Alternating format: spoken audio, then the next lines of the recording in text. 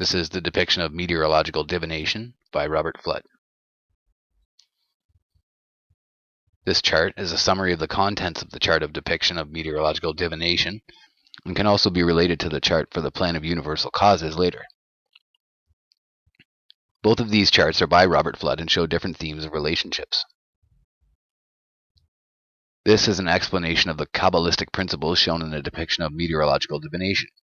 The relationships to the Sephirothic spheres and the planets named after them are such that the distinction between Kabbalistic astrology and regular mantic astrology are evident. Roberti Fludd stratifies this chart into three basic sections representing a cause, an effect, and a consequence. The cause being God and his spiritual world, the effect being the created world, and in this context, the consequence being the effect upon incarnated mankind. The uppermost section presents at its center the incomprehensible, indescribable deity, flanked by his 10 primary ideas expressed by the corresponding Hebrew names of God, the angelic orders, the numbers, the chief angels, and the etheric planetary spheres, in complete accord with the Sephirothic Kabbalistic order. The deity is symbolized as an eternal, ever-present, all-penetrating light, perpetually radiating its resplendent brilliance into the darkness, having the tetragrammaton, Hebrew 4-letter word meaning Jehovah, in its center, distinguishing this light from all others. It should be noted that the etheric planetary spheres and the planets of the solar system are not, and therefore cannot be dealt with as though they were one and the same. The physical planets are named after and are analogous to those named in the etheric. These writings establish God as the prime mover, his order supreme, the guiding cause of all that follows below. The connection between God and the sun, the sphere, in the Kabbalistic order is further exemplified in the center of the chart by the sun receiving the light from God. In the New Revelation writing, Jacob Larber describes the importance of the sun to spiritual development in the work, the spiritual sun. This is further emphasized by the excerpt from Psalm 19, "In the sun hath he set his tabernacle." Furthermore, there is the physical sun, which is visible to anyone on earth, and a corresponding spiritual sun, which in the relevant work of Jacob Larber is the heaven of the afterlife, which is often referred to biblically. To the left and right, in the etheric darkness above the hemispheric vault of the Earth's atmosphere, are the two charts. They are placed here deliberately to show what effects that the radiance originating from above the Earth have, and that planetary aspects can and do actively affect the general weather and sometimes meteorological phenomenon of the Earth. If these aspects are known and can be anticipated, an accurate prognostication can be made because of it. The chart on the left offers specific effects caused by planetary conjunctions, oppositions, and squares upon the Earth's weather within the 4 seasons, indicated as V, spring, AE, summer, A, autumn, and H, winter.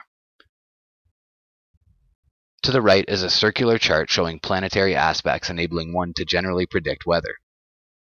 The words "opening of the great gates of heaven" are in the outer circle. Under these words there are various astronomical aspects well known to astrologers and astronomers that produce rainfall when present. These are: the moon is passing out of conjunction, the square, or opposition with the sun, Jupiter or Mars, and directly transits Saturn, Mercury, or Venus, or vice versa.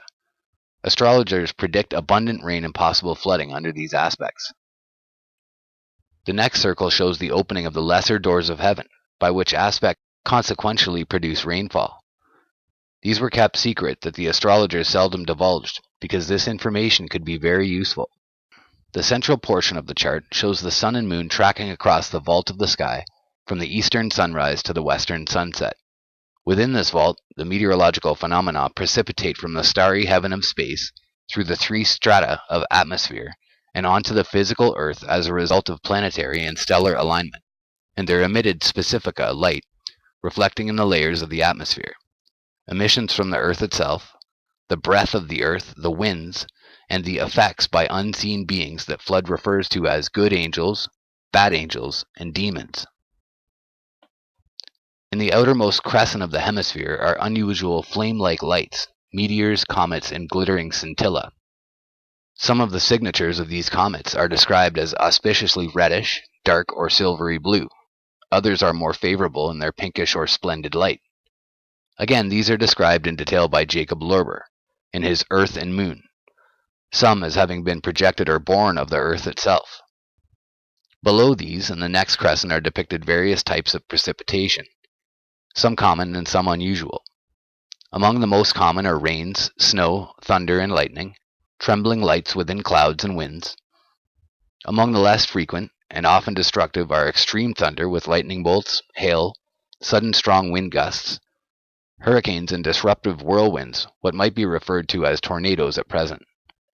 The rarest grouping being described as monstrous showers, to more literally emphasize that they are extremely out of the ordinary. These might include frogs, blood, stones, or fish, which have also been known to fall from the sky, or biblical fire and brimstone falling from the sky. These come as a result of specifica maturing prematurely in the atmosphere. Some of these phenomena are attributed, in addition, to implied strictly physical events, or to the actions of good angels, bad angels, and malicious demons, also described in great detail. In the lower crescent, representing the lower atmosphere closest to the Earth's surface, are depicted, in addition to the effects produced by reflected light and fine precipitates out of moisture, are the 12 winds. The atmospheric effects produced due to reflected light, light passing through atmospheric humidity, rains or mists, the lens-like effect of the atmosphere on light, and cloud formations, are colorations and magnifications of the sun and moon. The parallel light shafts from the sun shining through clouds and the like. The very familiar circular and arc-shaped rainbows due to light refraction are described as are halos around the sun, moon, and other stars, the sunlight refracted through the atmosphere producing reddishness in the evening sky. The very common appearances of the moon in the sky in the morning sky and reflections of the sun itself in the sky are also shown. These phenomena are primarily light produced and may be one reason why Fludd has named this chart in Latin as Catoptrum Meteorographicum. Catoptrics is the study of phenomena produced by reflected light and or rays of various types being acted upon for the purpose of divination. Such apparent low cloud formations called goats, shooting or flying stars, the very fine precipitate that produces dew and frost born out of the very finest vapors of the lower atmosphere are shown. It is also very possible that in the lower atmosphere observed at the Earth's surface, the various types of mirages such as temples appearing in the sky due to reflection are very possible. In many of these phenomena, importance is placed on the position or point of view of the observer in order to observe some of these projected effects. This positioning is referred to as aspect. For instance, in order to see a rainbow, the observer must have the sun shining behind him in order for the refracted colors of the rainbow to be projected in front of him. The observer must be between the sun and the rainbow. There is also an explanation for the effect of light shining against the darkness of space to produce the familiar cerulean or very dark blue of the sky. The 12 winds from all points of the compass are of particular interest, as they can bring good and bad influences with them depending upon their direction and the lands they traverse before arriving at their ultimate destination. Although the principles of the character, inherent in the directional origin of the specific winds, are made, the reference to the southern or African winds makes the effects of these winds described specifically relative to Europe. The lowest portion of the chart is divided into 3 portions.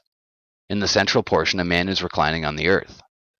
By incarnating, man has no choice but to bear the weight of effects, causes from the spiritual world, the effects of the astral world, and consequences of upon the physical, and therefore is at the very bottom of the chart. Out of his mouth he utters the statement, "Man is the perfection and end of all creatures in the world." This statement is of immense significance, yet it is not explained by Robert Fludd in this chart. Here the writings of Jacob Lorber are of immeasurable value.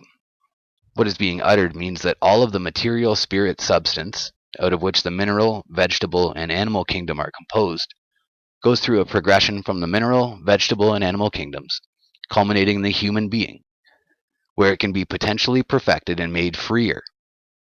To be clear, this is not the evolution of species. In the human being, the progression of physical matter does end in the vessel made in the image of God, for the salvation of both the human being and the physical matter. Flanking the recumbent man are 2 explanations. On the left, one of astronomical phenomena sent by good angelic beings to be beneficial to mankind, and on the right, other astronomical phenomena sent by malevolent angels as a scourge to mankind. The benevolent angels send favorable winds, rains, dews, which is a benevolent mana to plant and animal life on earth, as opposed to the bad dew, which has the opposite effect. Tornadoes, hurricanes, cold, ice, clouds, rains, and lightning. Whereas the malevolent angels bring fiery whirlwinds with and without demons, furious winds, rains, springs, thunder, and lightning and hail. Whatever is of malevolent origin is sometimes sent to punish the earthly inhabitants in the listed extreme biblical precipitates of sulfur and brimstone. But in the more everyday occurrences like rains and snow, the unseen spiritual activities that bring them about is to balance out unseen evils by the angels that oversee and maintain the earth. Each statement made in these two lower left and right panels are supported by biblical sources, indicating where similar events have taken place in the context of the consequence of human behavior, spiritual justice, and the consequent heavenly will, the fiat. In conclusion, Robert Fludd proves that he is no fool. He shows his thinking is clear and sound and devoid of usual superstition born of pure ignorance or baseless theory of his time.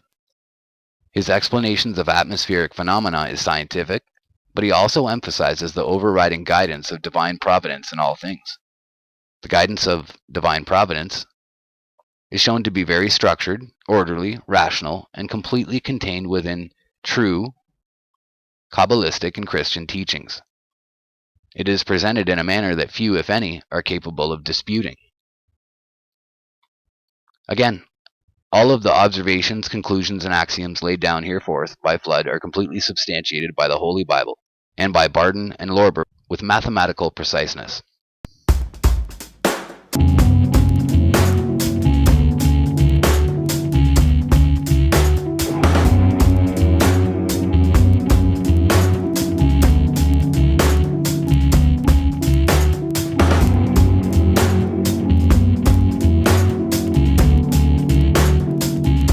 Spheres 1 to 10, which each have a name of God, and a sephira, and an order of angels, and a chief of angels, and an ethereal circle.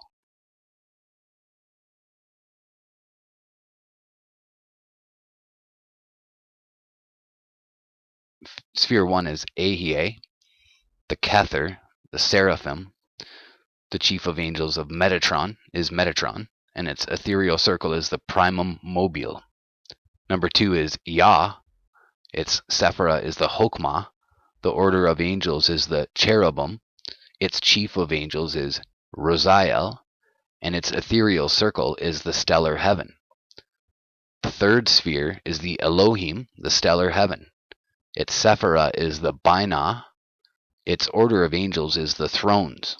Its chief of angels is Zabkael, and its ethereal circle is Saturn. Sphere 4 is El. Its sephira is Hesed. Its order of angels is Dominations. Its chief of angels is Zadkael. Its ethereal circle is Jupiter. Number 5, Sphere 5, is Elohim Gibor. Its sephira is the Gebura. Its order of angels is Powers. Its chief of angels is Samael. Its ethereal circle is Mars. Sphere 6 is the Eloah. Its sephira is the Tifereth. Its order of angels is the Virtues. Its chief of angels is Michael. Its ethereal circle is the Sun. Number 7 is the Jehovah Sabaoth. Its sephira is the Netzach. Its order of angels is the Principalities. Its chief of angels is the Nil. The ethereal circle is Venus. Number 8 is the Elohim Sabaoth. Its sephira is Hod. Its order of angels is archangels. Its chief of angels is Raphael. And its ethereal circle is Mercury. Sphere 9 is the Shaddai. Its sephira is the Yeshad. Its order of angels is angels. Its chief of angels is Gabriel. Its ethereal circle is the moon. Sphere 10 is Adonai. Its sephira is the Malkuth. Its order of angels is souls. Its chief of angels is the soul of the Messiah. Its ethereal circle is the elements.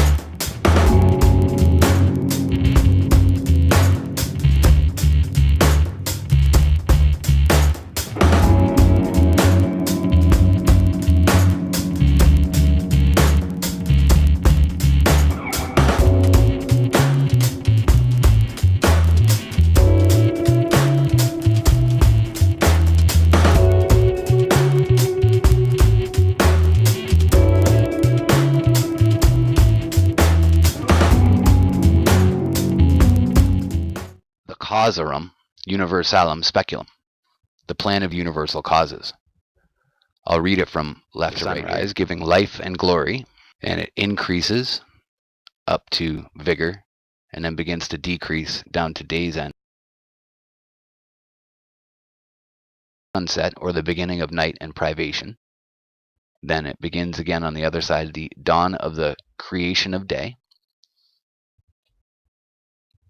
God's appearing Aleph, illuminated, and divine wisdom. And you see that it goes 10, 20, 30, 40 as the time continues up. And then you see the divisions of these orders. So the first one is the Aleph, Ahia, Father, Chater, Crown, Seraphim, Metatron,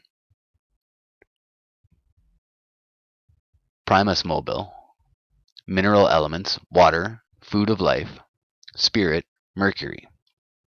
On to the next one, it's Yah, Jehovah, the Chokmah, Windivin, Cherubim, Sophiel, in the stellar heaven, evenness of form or oneness of form, fire, impulse of life, the soul, and sulfur. Next is Mem, and there's more readings in here. There's the primal father of the archetype in cosmogony with the mother, Aleph, bringing human nature. So the next one is Elohim, Benai, Prudence, Thrones, Zephkiel, the sphere of, and then it's an astrological sign, and the union of matter with form, the earth, terrestrial something, body, salt. Next is El, chaste, clemency, dominations, Zadkiel, the sphere of, and it's another astrological sign, nature's energy, the lesser air, the vapor of life, the internal spirit, mercury of life. Elohim, Gabor, Gabura, powers, Samael, the sphere of, and it looks like masculinity, impulsive energy, fire, warm, exhalation, fiery Rephaim, sulfur. So as it's moving across, it's moving through all the different aspects. The vow, Shin, Eloah, Tiferoth, grace, the virtues, Michael, the sphere of, and then it's the point within the circle, the vital energy, regions of the upper and fiery abyss or ash. I can't read the next two, they're just a little too small. It looks like vitrifying and salt. Then next is Jehovah, then Elohim, then Sadai, then Adonai. Principalities, archangels, angels, souls, Haniel, Raphael, Gabriel, fresh water, windy air, son of water, earth. All these perfectly compounded, bodies of the earth, replete by the grace and act divine, animal, vegetable, mineral.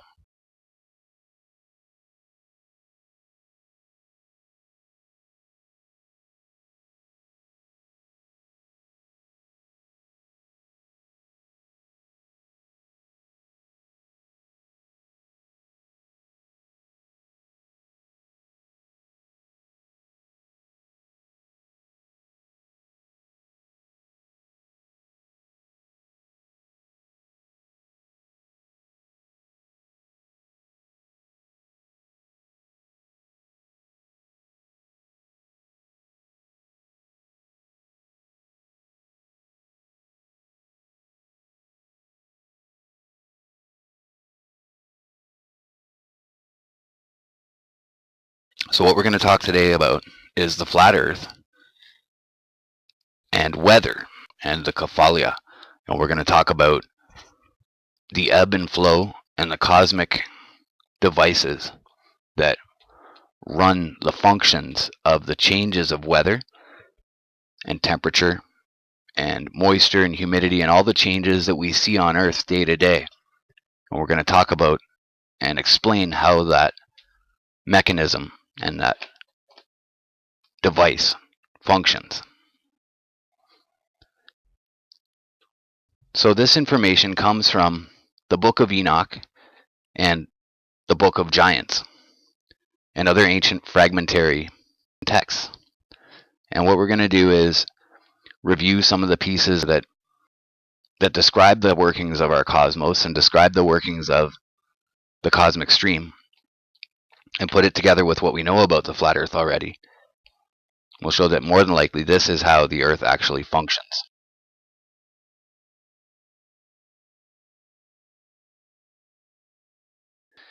We've got the Kephalaia, which is the monstrosity that controls the ebb and flow of the tides and the winds and the weather.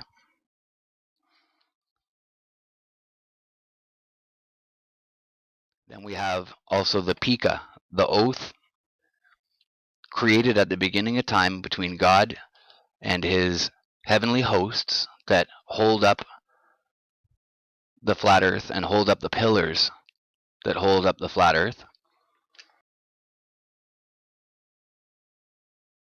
and how that oath is important and responsible for the maintenance of the Earth in general. The cosmic breath stream itself is the Kephalaia and the ebb and flow. Samyaza knew the name of God and made a deal to give that name to Ishtar, and that is what made Ishtar so powerful and made him or her a god, a little g god. Taba'et, the son of the serpent, and Kaba'el taught the oath to the humans, and the oath's name is Beka. They asked Michael to enunciate the name so that they might say it in the oath, and they placed it in Aka'e, in the hand of Michael. The heavens are hung, and the world is hung from the oath.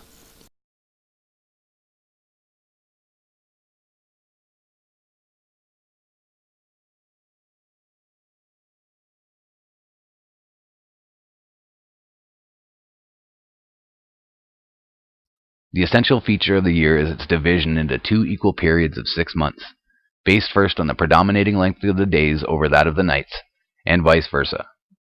Conditions which are governed by the varying hours of sunrise and sunset, and secondly, by either high or low height reached by the sun in the heavens at midday.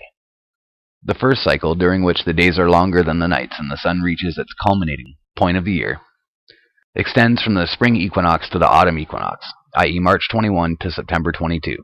And the second cycle, during which, inversely, the duration of the nights exceeds that of the days, and the sun descends to its lowest point of the year, extends from the autumn equinox to the spring equinox, i.e. September 23 to March 20. These 2 6-month periods are also characterized by an opposition of temperature. During the first cycle, which corresponds to spring and summer, the heat gradually rises and falls, while during the second cycle, which comprises autumn and winter, it is the intensity of the cold which progressively increases and decreases. It might be said that it is evident that the heat of the summer and the low temperatures of the winter result from either the high or low heat reached by the sun at midday, and also from the alternate predominating length of the days over the nights. Although it might not be absolutely certain that the variations of temperature are entirely due to these particular circumstances. To what reason must be attributed the variations which exist in regard to the sun's daily height and the hours at which it rises and sets, which seem to determine the various temperatures of the year?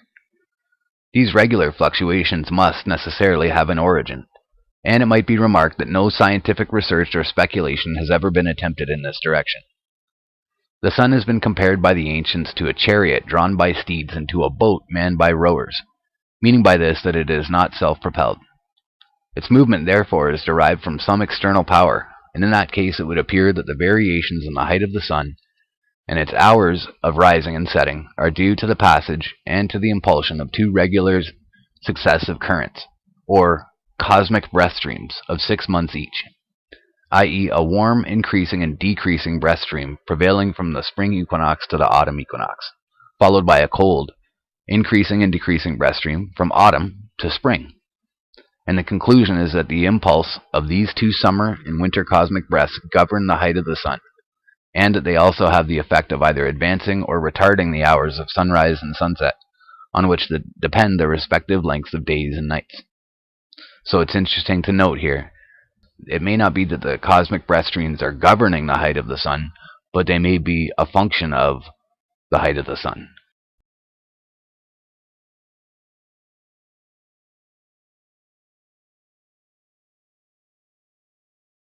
It is therefore the arrival and growing intensity of the warm summer breath stream which from March 21 causes the sun to gradually ascend to its culminating point of the year at the June solstice.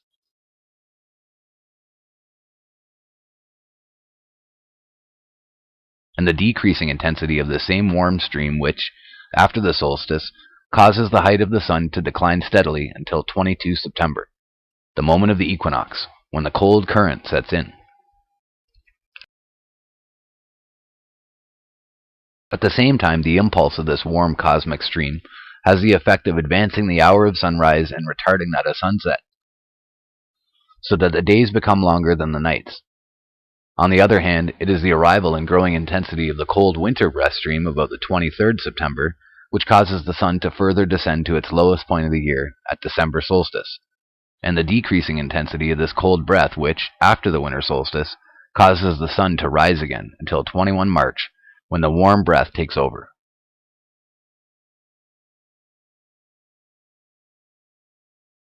At the same time, the cold current has the effect of retarding the hour of sunrise and of advancing the sunset, whereby nights become longer than the days.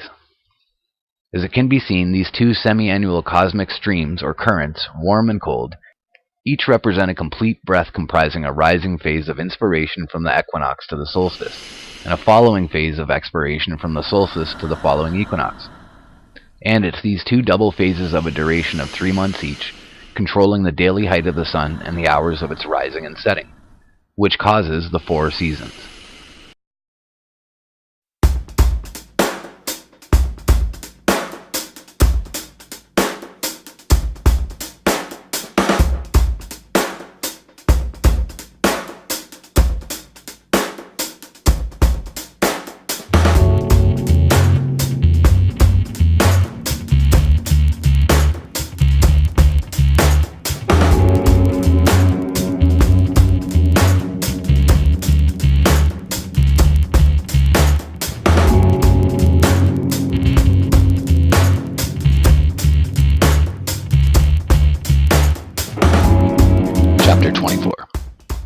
And from thence I went to another place of the earth, and he showed me a mountain range of fire which burnt day and night.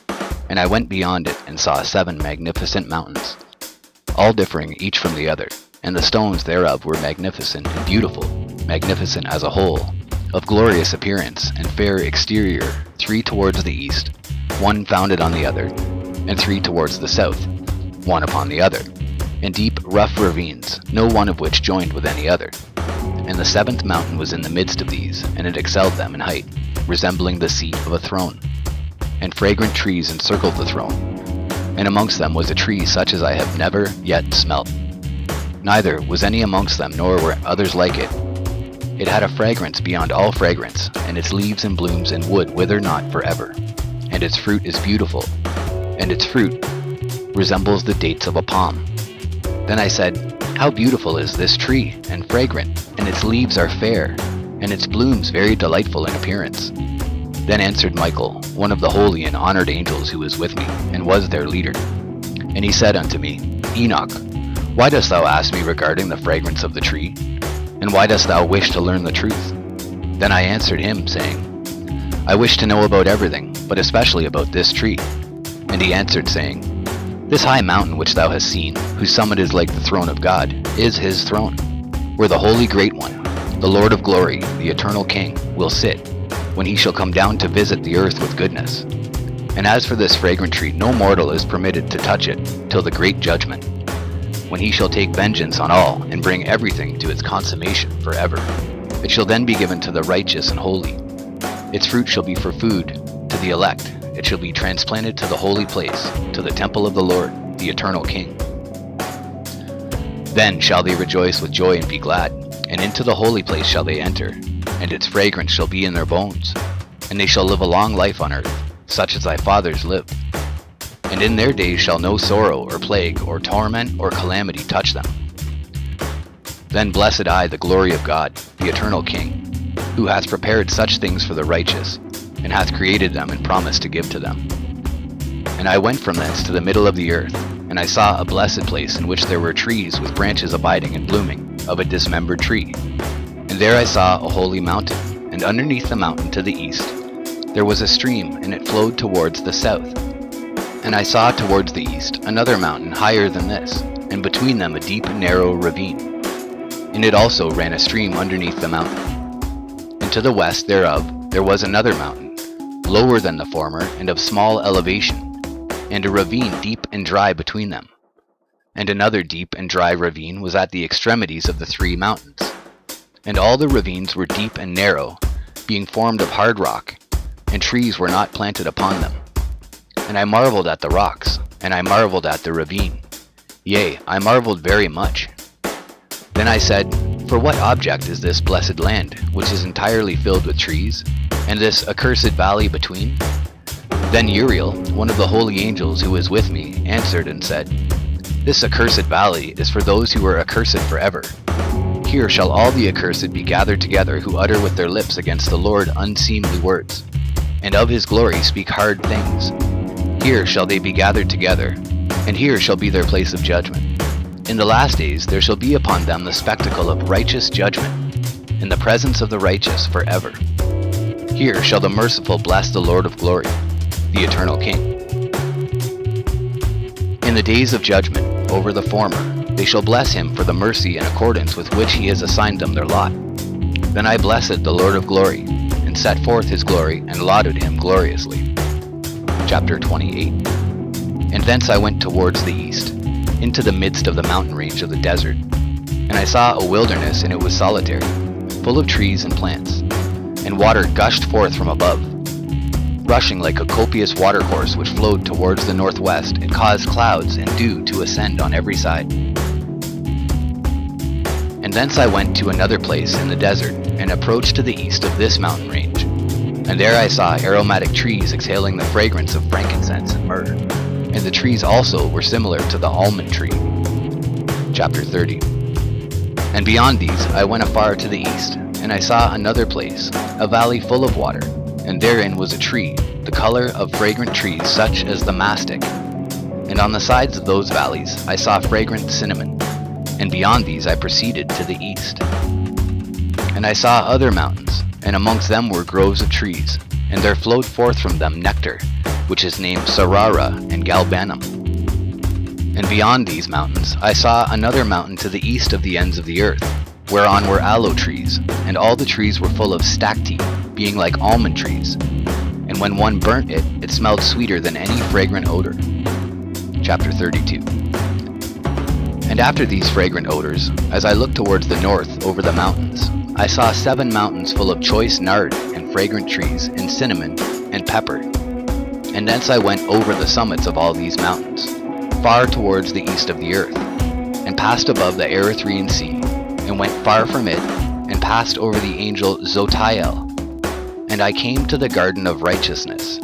Ay, and from afar off trees more numerous than I, these trees, and great 2 trees there, very great, beautiful, and glorious, and magnificent, and the tree of knowledge, whose holy fruit they eat, and know great wisdom.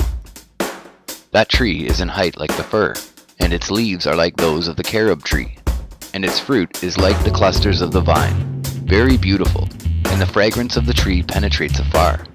Then I said, How beautiful is the tree, and how attractive is its look! Then Raphael, the holy angel, who was with me, answered me and said, This is the tree of wisdom, of which thy father old in years, and thy aged mother, who were before thee, have eaten. And they learnt wisdom, and their eyes were opened, and they knew that they were naked, and they were driven out of the garden. Chapter 33.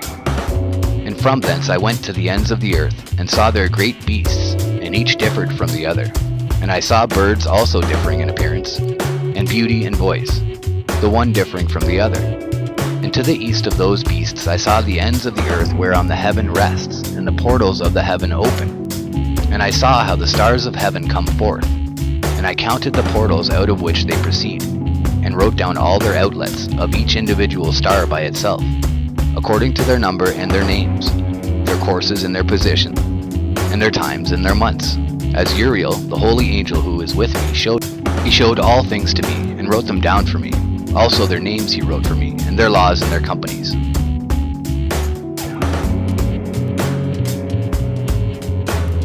Chapter 34. And from thence I went towards the north to the ends of the earth. And there I saw a great and glorious device at the ends of the whole earth. And here I saw 3 portals of heaven open in the heaven. Through each of them proceed north winds. When they blow, there is cold, hail, frost, snow, dew, and rain. And out of one portal they blow for good. But when they blow through the other 2 portals, it is with violence and affliction on the earth, and they blow with violence. Chapter 35. And from thence I went towards the west to the ends of the earth, and saw there 3 portals of the heaven, open such as I had seen in the east, the same number of portals and the same number of outlets. Chapter 36. And from thence I went to the south, to the ends of the earth, and saw there 3 open portals of the heaven, and thence there came dew, rain, and wind. And from thence I went to the east, to the ends of the heaven, and saw here the 3 eastern portals of heaven open, and small portals above them. Through each of these small portals pass the stars of heaven, and run their course to the west on the path which is shown to them.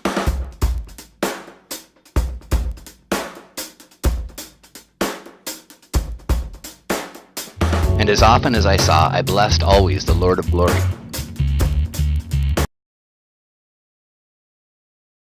And I continued to bless the Lord of glory, who has wrought great and glorious wonders, to show the greatness of his work to the angels, and to spirits and to men, that they might praise his work and all his creation, that they might see the work of his might, and praise the great work of his hands, and bless him forever. The Book of the Courses of the Heaven, the relations of each, according to their classes, their dominion, and their seasons, according to their names and places of origin, and according to their months, which Uriel, the holy angel, who is with me, who is their guide, showed me. And he showed me all their laws exactly as they are, and how it is with regard to all the years of the world, and unto eternity, till the new creation is accomplished, which dureth till eternity. And this is the first law of the luminaries. The luminary, the sun, has its rising in the eastern portals of the heaven, and its setting in the western portals of the heaven.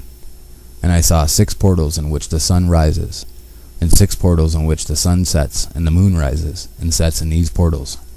And the leaders of the stars and those whom they lead, 6 in the east and 6 in the west, and all following each other in accurately corresponding order. Also many windows to the right and left of these portals. And first there goes forth the great luminary named the sun, and his circumference is like the circumference of the heaven, and he is quite filled with illuminating and heating fire. The chariot on which he ascends the wind drives, and the sun goes down from the heaven, and returns through the north in order to reach the east, and is so guided that he comes to the appropriate portal, and shines in the face of the heaven.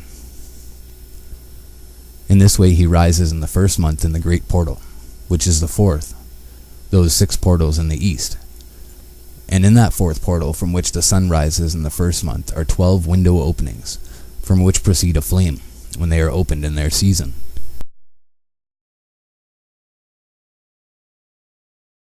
When the sun rises in the heaven, he comes forth through that 4th portal 30 mornings in succession, and sets accurately in the 4th portal in the west of the heaven. And during this period the day becomes longer, and the night nightly shorter to the 30th morning. On that day the sun is longer than the night by a 9th part, and the day amounts exactly to 10 parts, and the night to 8 parts. And the sun rises from that 4th portal, and sets in the 4th, and returns to the 5th portal of the east 30 mornings, and rises from it, and sets in the 5th portal. And then the day becomes longer by 2 parts, and amounts to 11 parts, and the night becomes shorter, and amounts to 7 parts. And it returns to the east, and enters into the 6th portal, and rises and sets in the 6th portal, 1 in 30 mornings, on account of its sign.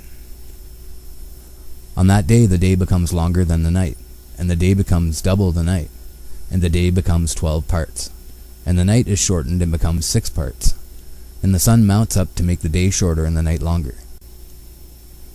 And the sun returns to the east, and enters into the 6th portal, and rises from it, and sets 30 mornings. And when 30 mornings are accomplished, the day decreases by exactly 1 part, and becomes 11 parts, and the night 7. And the sun goes forth from that 6th portal in the west, and goes to the east, and rises in the 5th portal for 30 mornings, and sets in the west again in the 5th western portal. On that day the day decreases by 2 parts, and amounts to 10 parts, and the night to 8 parts. And the sun goes forth from that 5th portal, and sets in the 5th portal of the west, and rises in the 4th portal for 31 mornings, on account of its sign, and sets in the west.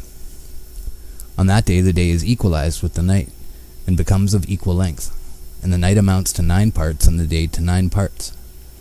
And the sun rises from that portal and sets in the west, and returns to the east, and rises 30 mornings in the 3rd portal, and sets in the west in the 3rd portal. And on that day the night becomes longer than the day, and night becomes longer than night, and day shorter than day till the 30th morning, and the night amounts to exactly 10 parts, and the day to 8 parts. And the sun rises from the 3rd portal, and sets in the 3rd portal in the west, and returns to the east, and for 30 mornings rises in the 2nd portal in the east, and in like manner sets in the 2nd portal in the west of the heaven. And on that day the night amounts to 11 parts, and the day to 7 parts. And the sun rises on that day from that 2nd portal, and sets in the west in the 2nd portal, and returns to the east in the 1st portal for 31 mornings, and sets in the 1st portal in the west of the heaven. And on that day the night becomes longer, and amounts to the double of the day, and the night amounts exactly to 12 parts, and the day to 6. And the sun has therewith traversed the divisions of his orbit, and turns again on those divisions of his orbit, and enters that portal 30 mornings, and sets also in the west opposite to it. And on that night has the night decreased in length by a 9th part, and the night has become 11 parts, and the day 7 parts. And the sun has returned and entered into the 2nd portal in the east, and returns on those divisions of his orbit for 30 mornings, rising and setting.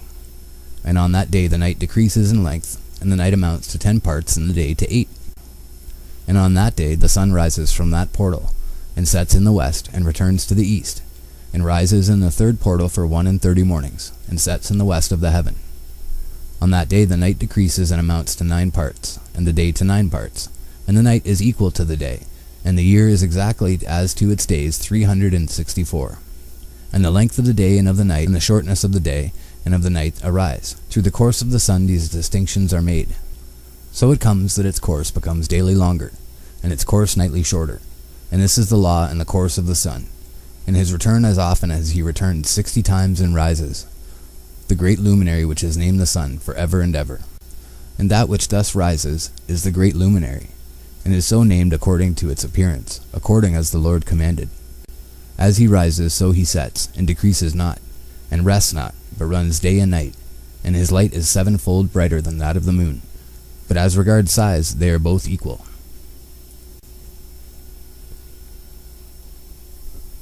And after this law, I saw another law dealing with the smaller luminary, which is named the moon. And her circumference is like the circumference of the heaven, and her chariot in which she rides is driven by the wind, and light is given to her in definite measure. And her rising and setting change every month, and her days are like the days of the sun.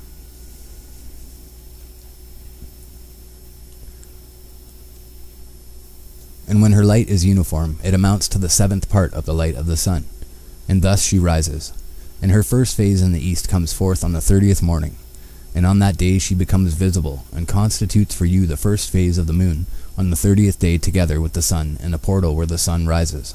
And the 1/2 of her goes forth by a 7th part, and her whole circumference is empty, without light, with the exception of 1/7 part of it, the 14th part of her light. And when she receives 1/7 part of the half of her light amounts to 1/7 part and the half thereof. And she sets with the sun, and when the sun rises, the moon rises with him, and receives the half of 1 part of light. And in that night, in the beginning of her morning, in the commencement of the lunar day, the moon sets with the sun, and is invisible that night with the 14 parts, and the half of 1 of them. And she rises on that day with exactly a 7th part, and comes forth and recedes from the rising of the sun. And in her remaining days she becomes bright in the remaining 13 parts.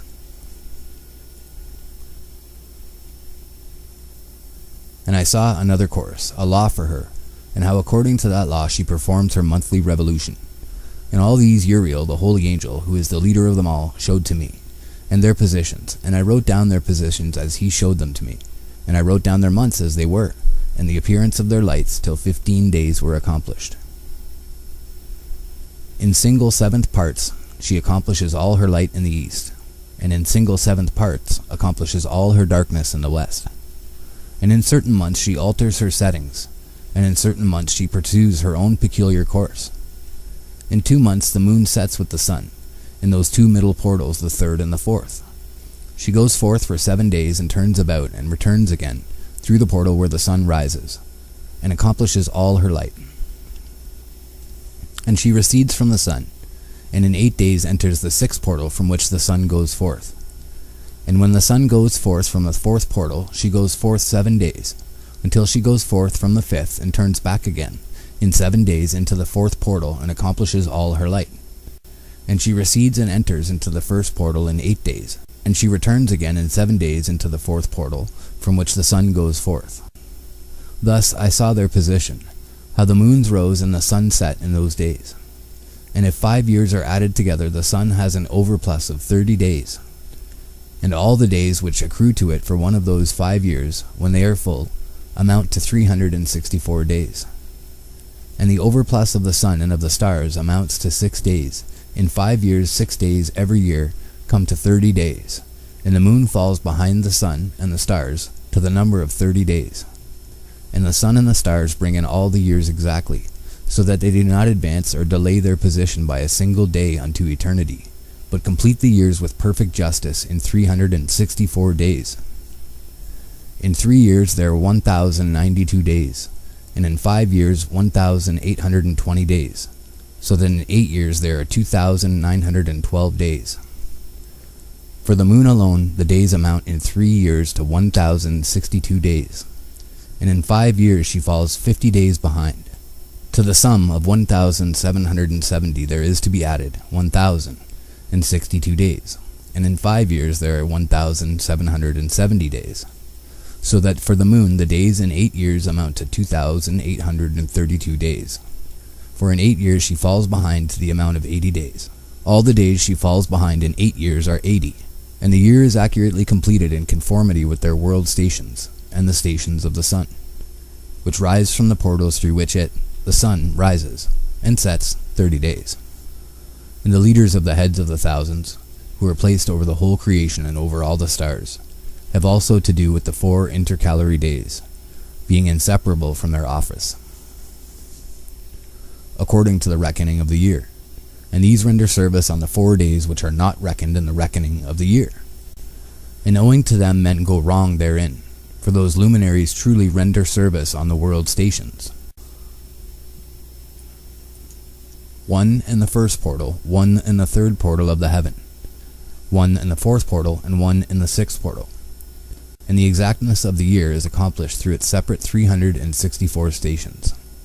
For the signs and the times and the years and the days the angel Uriel showed to me, whom the Lord of glory has set forever over all the luminaries of the heaven, in the heaven and in the world, that they should rule on the face of the heaven and be seen on the earth, and be leaders for the day and the night, the sun, moon, and stars, and all the ministering creatures which make their revolution in all the chariots of the heaven.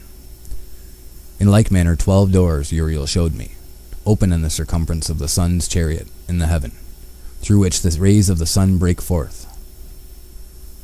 And from them is warmth diffused over the earth, when they are opened at their appointed seasons, and for the winds and the spirit of the dew when they are opened, standing open in the heavens at the ends.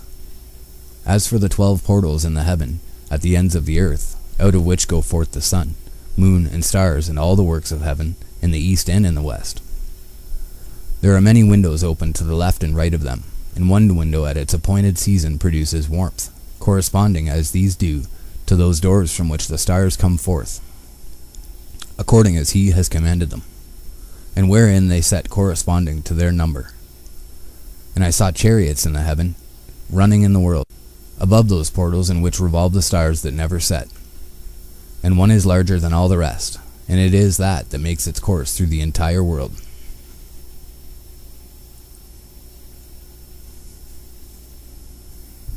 And at the ends of the earth I saw 12 portals open to all the quarters of the heaven, from which the winds go forth and blow over the earth. 3 of them are open on the face, the east of the heavens, and 3 in the west, and 3 on the right, the south of the heaven, and 3 on the left, the north. And the 3 first are those of the east, and 3 of the north, and 3 after those on the left of the south, and 3 of the west. Through 4 of these come winds of blessing and prosperity, and from those 8 come hurtful winds when they are sent. They bring destruction on all the earth, and on the water upon it, and on all who dwell thereon, and on everything which is in the water and on the land. And the first wind from those portals, called the east wind, comes forth through the first portal which is in the east, inclining towards the south. From it come forth desolation, drought, heat, and destruction. And through the second portal in the middle comes what is fitting, and from it there come rain and fruitfulness and prosperity and dew. And through the third portal which lies toward the north come cold and drought. And after these come forth the south winds through 3 portals. Through the first portal of them inclining to the east comes forth a hot wind, and through the middle portal next to it there come forth fragrant smells, and dew, and rain, and prosperity, and health. And through the third portal lying to the west come forth dew, and rain, locusts, and desolation. And after these the north winds from the 7th portal in the east come dew and rain, locusts, and desolation. And from the middle portal come in a direct direction health, and rain, and dew, and prosperity. And through the third portal in the west come cloud and hoarfrost, and snow and rain, and dew and locusts. And after these 4 are the west winds through the first portal adjoining the north, the left, come forth dew and hoarfrost, and cold and snow and frost. And from the middle portal come in a direct direction health and rain and dew and prosperity. And through the third portal in the west come cloud and hoarfrost, and snow and rain, and dew and locusts. And after these 4 are the west winds through the first portal adjoining the north, the left. Through the first portal adjoining the north come forth dew and hoarfrost, and cold and snow and frost. And from the middle portal come forth dew and rain, and prosperity and blessing. And through the last portal which adjoins the south come forth drought and desolation, and burning and destruction. And the 12 portals of the 4 quarters of the heaven are therewith completed, and all their laws, and all their plagues, and all their benefactions have I shown to thee, my son, Methuselah. And the first quarter is called the east, because it is the first. And the second the south, because the Most High will descend there, yea, there in quite a special sense will he who is blessed forever descend. And the west quarter is named the diminished, because there are all the luminaries of the heaven wane and go down. And the fourth quarter, named the north, is divided into 3 parts. The first of them is for the dwelling of men, and the second contains seas of water, and the abysses and forests and rivers, and darkness and clouds. And the third part contains the garden of righteousness. I saw 7 high mountains, higher than all the mountains which are on the earth. And thence comes forth hoarfrost, and days, seasons, and years pass away. I saw 7 rivers on the earth larger than all the rivers. One of them coming from the west pours its waters into the great sea. And these 2 come from the north, and pour their waters into the Erythraean Sea in the east. And the remaining 4 come forth on the side of the north to their own sea, 2 of them to the Erythraean Sea, and 2 into the great sea, and discharge themselves there. 7 great islands I saw in the sea and in the mainland, 2 in the mainland and 5 in the great sea. And the names of the sun are the following: the first Orjares, and the second Thomas. And the moon has 4 names. The first name is Isonia, the second Ebla, the third Benez, and the fourth Erai. These are the 2 great luminaries. Their circumference is like the circumference of the heaven, and the size of the circumference of both is alike. In the circumference of the sun there are 7 portions of light, which are added to it more than to the moon. In indefinite measures it is transferred till the 7th portion of the sun is exhausted. And they set and enter the portals of the west, and make their revolution by the north, and come forth through the eastern portals on the face of the heaven. And when the moon rises, 1/14th part appears in the heaven. The light becomes full in her. On the 14th day she accomplishes her light, and 15 parts of light are transferred to her till the 15th day, when her light is accomplished, according to the sign of the year, and she becomes 15 parts. And the moon grows by the addition of 14th parts, and in her waning the moon decreases on the first day to 14 parts of her light, on the second to 13 parts of light, on the third to 12, on the fourth to 11, on the fifth to 10, on the sixth to 9, on the seventh to 8, on the 8th to 7, on the 9th to 6, on the 10th to 5, on the 11th to 4, on the 12th to 3, on the 13th to 2, on the 14th to the half of a seventh, and all her remaining light disappears wholly on the 15th. And in certain months the month has 29 days and once 28. And Uriel showed me another law, when light is transferred to the moon, and on which side it is transferred to her by the sun. During all the period during which the moon is growing in her light, she is transferring it to herself when opposite to the sun, called the new moon, for on that day the light rises upon her. She becomes full moon exactly on the day when the sun sets in the west, and from the east she rises at night. And the moon shines the whole night through till the sun rises over against her, and the moon is seen over against the sun. On the side whence the light of the moon comes forth, there again she wanes, till all the light vanishes, and all the days of the month are at an end, and her circumference is empty, void of light. And 3 months she makes of 30 days, and at her time she makes 3 months of 29 days, each, in which she accomplishes her waning in the first period of time. And in the first portal for 177 days. And in the time of her going out she appears for 3 months, and 3 months she makes of 30 days, and at her time she makes 3 months of 29 days each, in which she accomplishes her waning in the first period of time.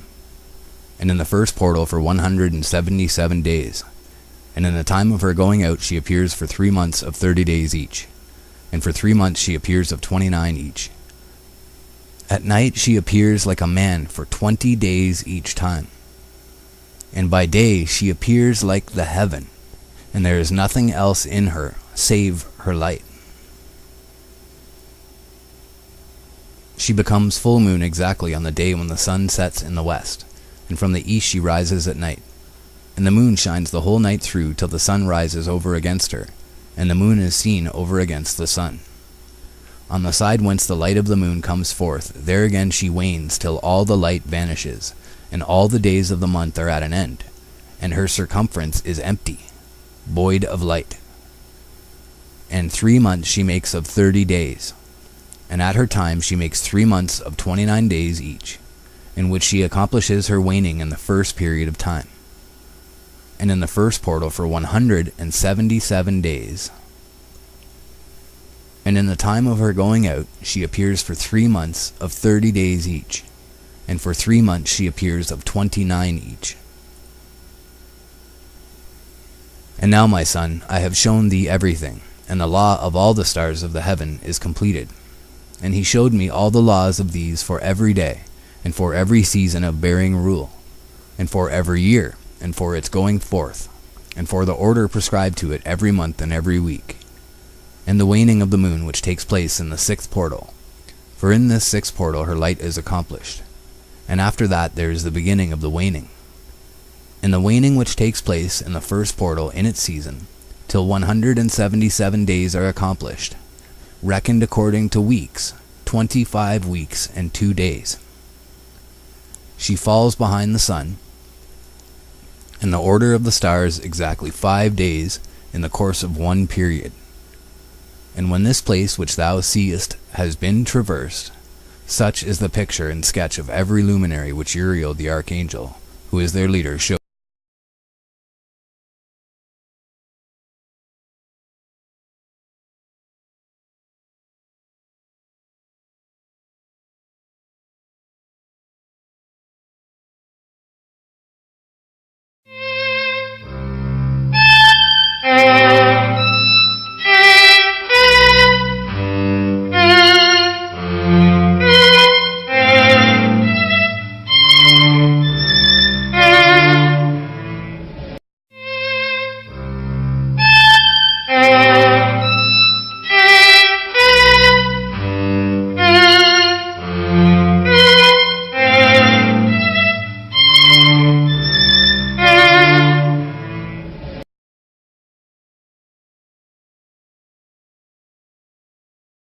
This is going to be about what clouds are, how clouds are made,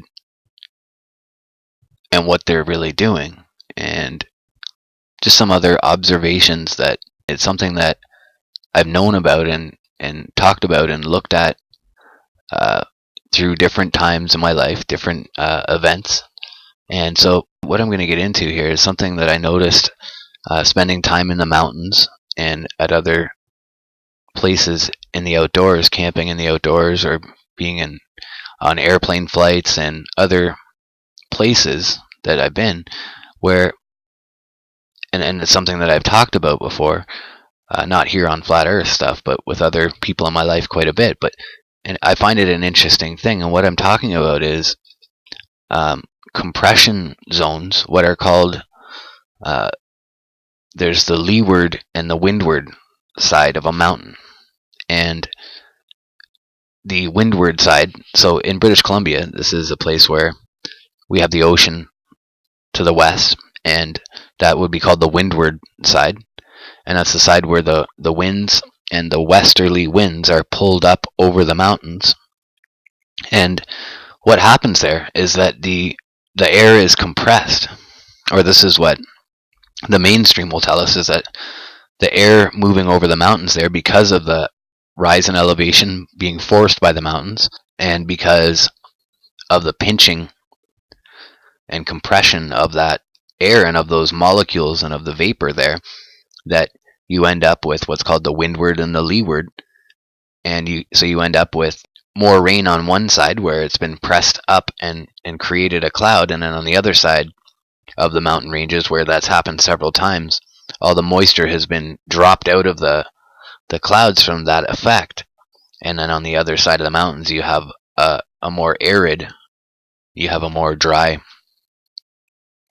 climate and a drier area, because the cloud's moisture supposedly has been forced out due to these condensation or pinch points. I like to call it a pinch point because that's the way that I picture it, is that you have the mountains up there pushing the air up, and that the air is also squeezed between the firmament, or the dome, or under the silly heliocentric model, there would be a nothingness there that separates us from the vacuum.